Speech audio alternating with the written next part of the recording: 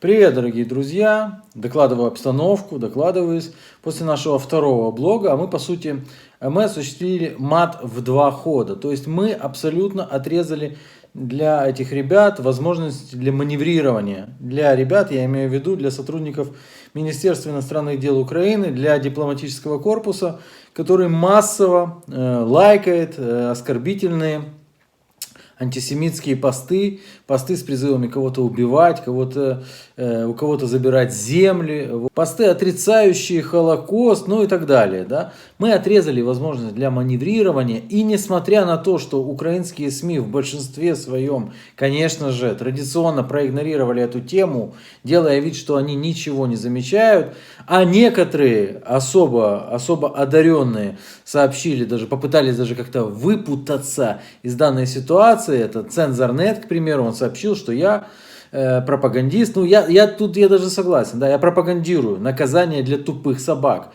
Для тупых собак, коими являются вот эти вот якобы, на самом деле, СМИ, не являющиеся боевые листки. Здесь сообщается о том, что вы представляете, что такой человек на самом деле есть на сайте консульства, но там нет его фотографии.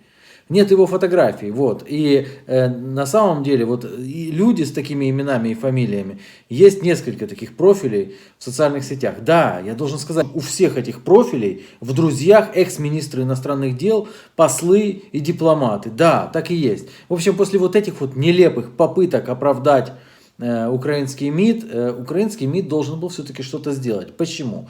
Я вам объясняю, не потому что мы такие страшные там или что, а потому что мы осуществили мат в 2 хода. Они прекрасно знают, что будет дальше. Они прекрасно знают, что уже происходит, поэтому сегодняшний день, вместо того, чтобы отдыхать, пить водку, как обычно, и кушать пельмени, они обсуждали, что им делать.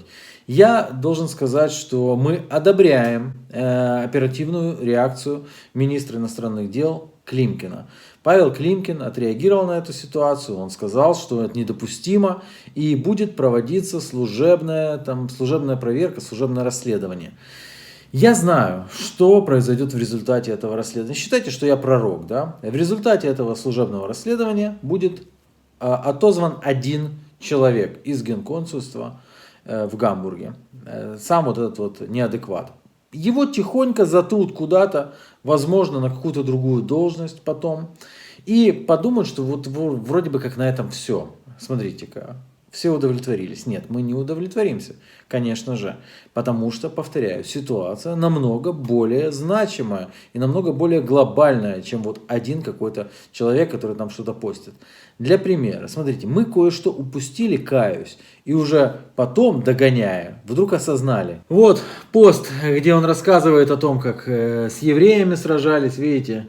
Причем он всегда капслоком пишет. Юдейского ига. Вот этот пост кое-кто лайкнул. Мы просто сначала не заметили. Смотрите-ка. Вот это вот. Инна Огневец. Видите? Охневец. А кто это, знаете? А я вам скажу, кто это. Это посол. Посол Украины. Это не просто дипломатический работник. Это посол Украины в Португалии. Она лайкнула. У нас все ходы записаны, я сразу же должен предупредить, все ходы 2 вот этих аккаунтов. Сейчас там идет массовый расфренд. Сейчас идет массовый расфренд, плюс этот человек массово, как я понимаю, начал банить всех подряд, пытаясь найти нашего разведчика. Наш разведчик остается в друзьях, поэтому он может забанить всех подряд. Тут уже бань не бань, все ходы записаны. И даже украинские средства массовой информации не помогут отмазаться. Мы не удовлетворимся кадровым решением по одному человеку. Не удовлетворимся. Мы в любом случае будем требовать продолжения и будем требовать оценки данной ситуации, которая, как вы видите, носит просто массовый характер. Почему-то украинского МИДа, у современных украинских дипломатических сотрудников считается правилом хорошего тона антисемитизм, отрицание Холокоста и прочие вещи. Поэтому мы будем требовать немножко более обширной реакции все-таки. Сейчас, да, мы одобряем, и я повторюсь еще раз, мы одобряем реакцию министра Климкина. Это хорошо, но нам надо больше. Нам надо значительно больше. Поэтому мы будем ждать, следить за ситуацией. И мы никуда не уходим. Мы здесь. И мы всегда будем здесь. Мы всегда будем смотреть, наблюдать и наказывать. А у нас это получается, как вы видите. Пока. Подписывайся, чтобы ничего не пропустить.